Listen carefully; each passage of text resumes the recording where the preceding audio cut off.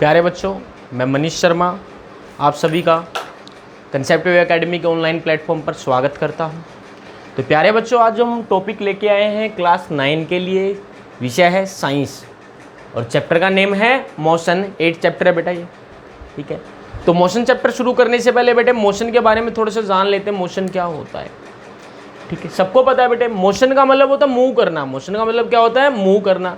मान लो बेटे मैं यहाँ खड़ा हूँ और मैं चलने लग जाऊँ तो मैं क्या बेटे? मोशन में हूँ। अगर मैं यहाँ हूँ और खड़ा रहा काफ़ी देर तक, आप टाइम नोट किया आपने, पोजीशन मैंने चेंज नहीं की, तो बेटे मैं किस में हूँ? रेस्ट में। क्लियर है? मोशन और रेस्ट क्लियर होगा बेटे सबको।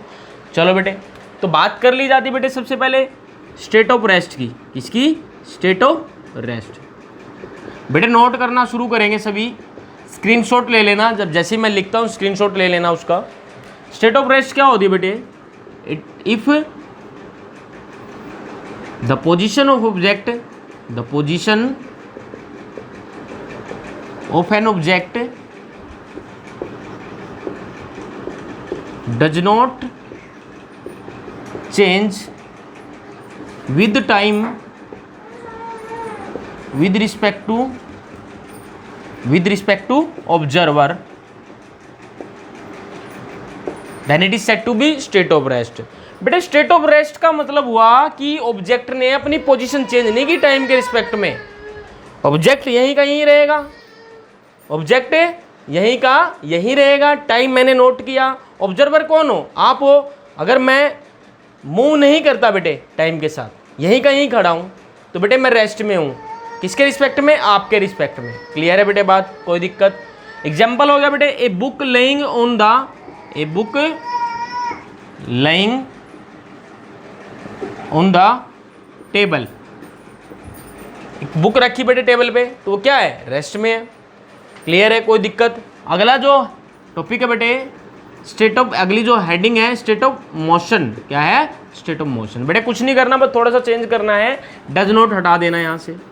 अगर ऑब्जेक्ट की पोजीशन टाइम के साथ with respect to observer change हो रही है तो वो क्या होगा बेटे? State of motion. जैसे बेटे मैंने चलना शुरू कर दिया, आपने टाइम नोट किया 2 सेकंड में सर वहां से यहां तक आ गए। क्लियर है बेटे? आपके रिस्पेक्ट में मैं मूव किया ना टाइम के साथ, तो बेटे मैं क्या हूं? मोशन में हूं। अगर मैं पोजीशन चेंज नहीं करता, यहीं कहीं रहता, तो मैं रेस्ट में होता। तो स्टेट ऑफ मोशन क्या है बेटे? If the position of an object change with time with respect to observer then it is said to be state of motion। Example हो गया बेटे, a moving car, a car moving on a road, a car moving on a road. ये क्या है बेटे? Motion है। Clear है? तो बेटे अगला जो पॉइंट है, अगली जो हेडिंग है वो है डिस्टेंस।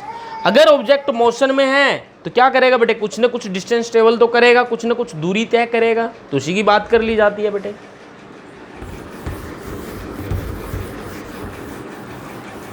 अगला जो पॉइंट है बेटे वो डिस्टेंस। पहले लिखेंगे बेटे इसको, क्या होता है? It is the actual path travelled by या फिर covered by, travelled by an object. बेटे अंडरलाइन कर लो इसको, एक्चुअल पाथ को। It is the actual path travelled by an object. बेटे एक एग्जाम्पल से समझा देता हूं क्या होता है। मान लो बेटे ये सिटी ए है, शहर ए से शहर बी जाना है। 2 फ्रेंड्स हैं। कौन? सोनू और मोनू, 2 फ्रेंड है बेटे।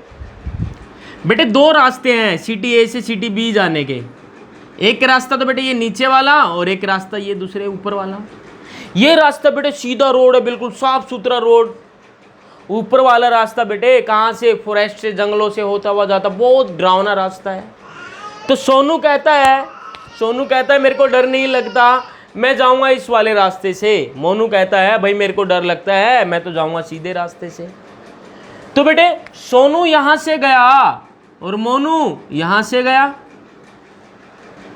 तो बेटे किसने ज्यादा डिस्टेंस ट्रेवल किया? सोनू ने या मोनू ने? किसने बेटे? सोनू ने ज्यादा किया। तो बेटे जो डिस्टेंस होगा बेटे, सोनू ने जो डिस्टेंस ट्रेवल किया वो क्या है? एक्चुअल पाथ है ना जो सोनू ने ट्रेवल किया है, वो ज़्यादा है। मतलब distance travelled by Sonu, Sonu ने कौन सा सेकंड रास्ते से वो गया था, ज़्यादा है, ज़्यादा के लिए बेटे इनइक्वालिटी यूज करते ग्रेटर वाले, किससे, डिस्टेंस फर्स्ट से। क्लियर है बेटे बात, कोई दिक्कत नहीं। अगली बात कर लेते हैं बेटे, यूनिट क्या होती है बेटे, एसआई यूनिट की बात कर लेते हैं डिस्टेंस की। बेटे डिस्टेंस की एसआई यूनिट जो है वो है मीटर, एम से डिनोट करें। क्लियर है। एक और चीज़ बेटे पूछी जाती है एग्जाम में कि बेटे ये एक स्केलर क्वांटिटी है, डिस्टेंस क्या बेटे, स्केलर क्वांटिटी। ठीक है बेटे। अब आप कहोगे सर ये स्केलर क्या है, हाँ ये स्केलर क्या है, हाँ सर ये तो नया वर्ड आ गया, पता ही नहीं हमें तो बेटे स्केलर क्या होता है ध्यान से समझ लो एक बार। स्केलर वो फिजिकल क्वांटिटी होती है जिसके पास केवल मैग्नीट्यूड होता है, डायरेक्शन नहीं होती।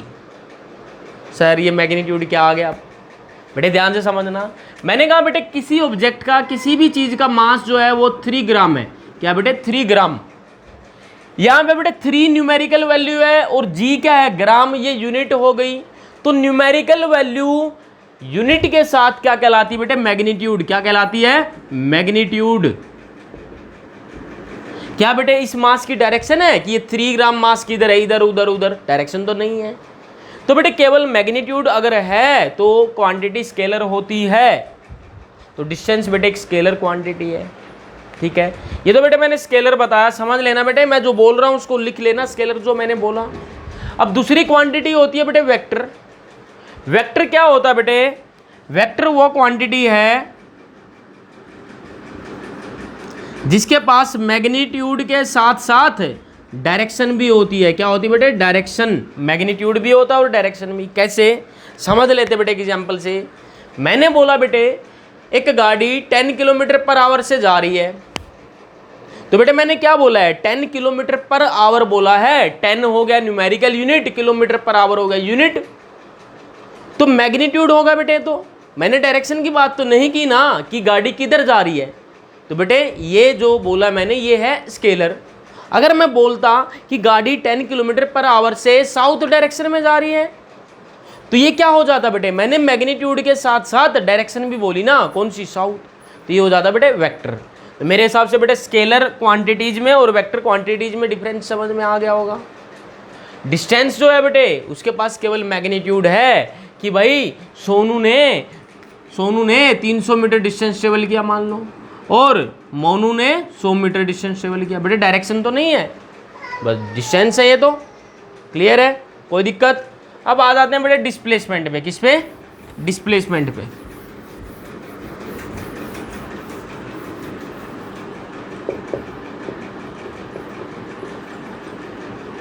डिस्प्लेसमेंट बेटे क्या होता है बेटे, डिस्प्लेसमेंट लिखेंगे, it is the shortest path between initial and final position. Initial and final position कैसे बेटे, एग्जांपल से समझ लेते हैं। बेटे वही है, ए से बी जाना है, एक रास्ता ये है और दूसरा रास्ता ये सुनसान सा रास्ता। तो बेटे ध्यान से सुनना, इसको अंडरलाइन कर लो एक तो शॉर्टेस्ट पाथ को। बेटे जैसे मान लो ये रास्ता है, यहां से यहां तक गए आप, यहां से यहां तक गए, तो शॉर्टेस्ट पाथ क्या होता है बेटे, इनिशियल और फाइनल पोजीशन के बीच का। इनिशियल और फाइनल पोजीशन को मिलाने वाली स्ट्रेट लाइन या फिर सीधी रेखा क्या कहलाती है बेटे, शॉर्टेस्ट पाथ। तो बेटे ए से बी जाने में, ए से बी मान लो इस रास्ते से चला गया बेटे, इस रास्ते से गया कोई, तो ये तो एक्चुअल पाथ हो गया बेटे जो ऑब्जेक्ट ने ट्रेवल किया, कवर किया। ये हो जाएगा डिस्टेंस, और ये बेटे शॉर्टेस्ट पाथ जो हो जाएगा इनिशियल फाइनल के बीच का, वो क्या हो जाएगा, डिस्प्लेसमेंट। ये डिस्प्लेसमेंट और ये डिस्टेंस। क्लियर है बेटे बात, कोई दिक्कत नहीं है। तो बेटे मान लो इस रास्ते से कौन गया था, सोनू, इस रास्ते से मोनू गया था। अब बेटे सोनू इस रास्ते से गया था, किसी रास्ते से मर्जी जाए, इनिशियल पोजीशन और फाइनल पोजीशन सोनू के लिए वही हैं जो कि मोनू के लिए है। तो बेटे इनिशियल और फाइनल पोजीशन को मिलाने वाली स्ट्रेट लाइन क्या होगी, डिस्प्लेसमेंट होगी। इस वाले केस के लिए भी, इस वाले केस के लिए भी डिस्प्लेसमेंट क्या होगा बेटे, यही होगा। कहाँ से कहाँ, ए से बी तक। तो बेटे डिस्प्लेसमेंट नंबर 1, ये पहले वाला डिस्प्लेसमेंट जो होगा पहले केस में वो इक्वल होगा दूसरे वाले केस के इक्वल, दोनों इक्वल होंगे बेटे, क्योंकि दोनों में इनिशियल और फाइनल पोजीशन सेम है। कोई दिक्कत बेटे यहाँ तक। बेटे आज की क्लास में बस इतना ही करेंगे। हाँ बेटे थोड़ा सा रह गया इसमें, यूनिट बेटे इसकी भी क्या होती है, ऐसा यूनिट मीटर होती है। क्या होती है, मीटर। और बेटे ये क्या है, वेक्टर क्वांटिटी है। क्या है, वेक्टर क्वांटिटी। और वेक्टर क्वांटिटी वो होती है बेटे जिसके पास मैग्नीट्यूड भी है और डायरेक्शन भी है।